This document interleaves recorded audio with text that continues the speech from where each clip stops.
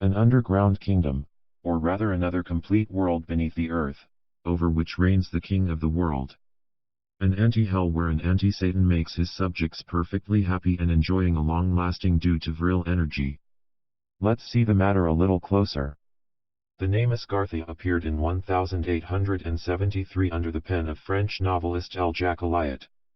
Not yet underground, the first Agartha was described as the ancient solar city of the high priest of the Brahmins. Changed into Agartha, it will become an underground kingdom with a large university, near Ayodhya in India, then transferred under Himalayas in 1800 BC. His king kept a secret that could make powerful weapons with which the Antichrist will destroy evil and establish peace. Jacques Eliot acknowledged having made the word from the Asgard, the paradise of the Nordic tradition. Perhaps did he also draw his inspiration from the kingdom of Shambhala, but the Buddhist Shambhala is not underground. Soon, the occultists and the raiders gave substance to this literary UFO. How could an idea out of a novel become the source of a quest? The support of philosopher René Guénon with his essay The King of the World has validated the whole thing. A king of the world. That really evokes another underground empire, the infernal homes del Inferno, the hell on which reigns Satan, the prince of matter. Once again, we are dealing with two myths that probably are only one. Who is Satan? Originally, it was the king of the world, precisely. In Sumerian Genesis, it was Enlil, the brother of the creator god Enki, who was the Sodom, meaning the administrator of the earth. He reigned over the surface, while his brother Enki ruled the Apsu, the inner earth. During their captivity in Babylon, the Hebrews heard of this ancient legend. It was well known, as Assurbanipal had engraved it on the tablets of the first known encyclopedia. The Bible writers have retained only fragments, that they absurdly mixed together. The Sodom, king of the world, became Satan, prince of matter, and took up residence in the Apsu, which was the preserve of his father.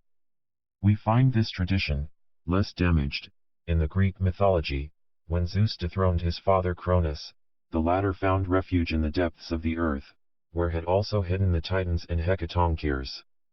Here the original myth is safe. What happens to Kronos and the first Titans retraces part of our history. Because yes, we spent an eternity in the depths of the earth.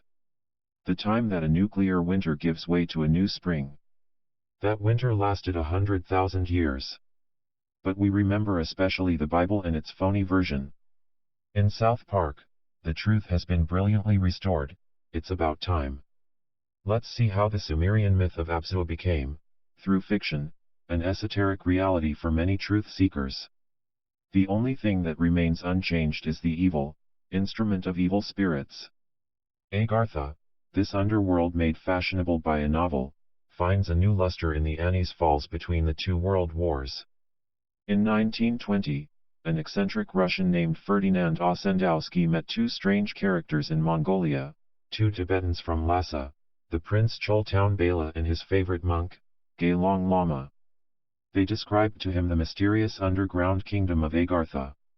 In the world, everything is constantly in a state of transition and change, people, religions, laws, and customs. How many great empires and brilliant cultures have perished? More than 6,000 years ago a holy man disappeared with a whole tribe in the depths of the earth. Since then he has never reappeared on the surface of the world, but several people were able to visit his kingdom, Sakya Muni, under Gagan, Paspa, Baber and many others. No one really knows where it is. One says in Afghanistan, others in India. In this region, all people are protected against evil. The crime does not exist within its borders. Science developed in peace, nothing is threatened with destruction. The subterranean people have reached the highest degree of knowledge. Now it is a kingdom that has millions of subjects on which reigns the king of the world. The latter knows all the forces of nature, reads in all souls and in the great book of fate. Invisible, he rules 800 million men, ready to execute his orders. Ossendowski was barely recovering from this revelation, when the old prince spoke. This kingdom is Agartha. It spreads through underground passages around the world. I heard a Chinese Lama scholar say to Bagud Khan that all the subterranean caves of America are inhabited by the ancient people who once disappeared underground.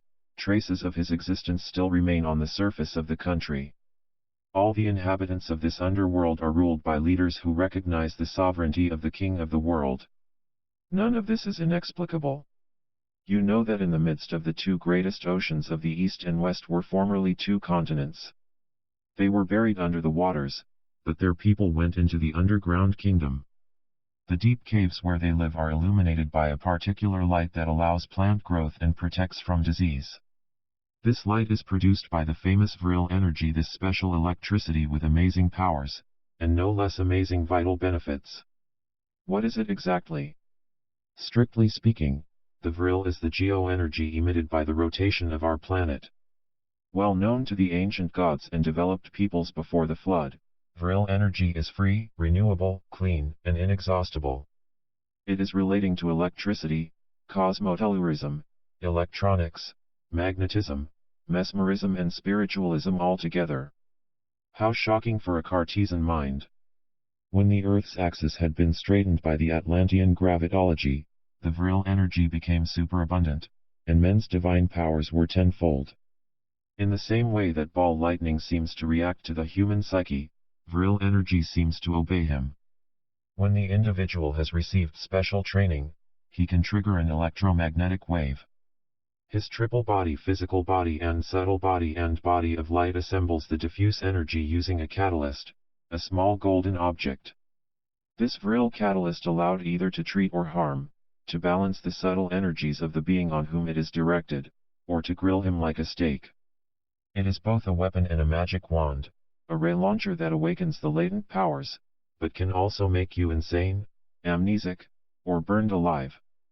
This magical object has many names. In Egypt, it was called Ankh or Cross of Life. The Greeks spoke of the thunderbolt of Zeus, the Ramas of Indra's Vajra, and the Olmecs of the Xicoatl. It is interesting to note that our use of electricity is very simplistic compared to what it was in ancient times. The eye of man has changed. He worships the reason which has stolen his omnipotence. He misunderstands nature and the powers it offers. He refuses the abundant energy that gives Vril or lightning to use energies polluting, perishable and lethal. If a director of the earth exists, whether divine or devilish, he seems to have lost his touch. Or is he enjoying seeing us suffocating with our own stupidity? But then all these stories about the devil would have an element of truth? Probably. But if there is in there just a kernel of truth, this is because the rest is filled with errors. Everyone is free to believe or not to the Prince of Darkness or to King of the World, lurking beneath our feet, down at the end of Boulevard of Sewers. But we would do well to believe without believing. And we'd better not believe it at all. Our thoughts create the world to come. Let's have therefore delicious thoughts.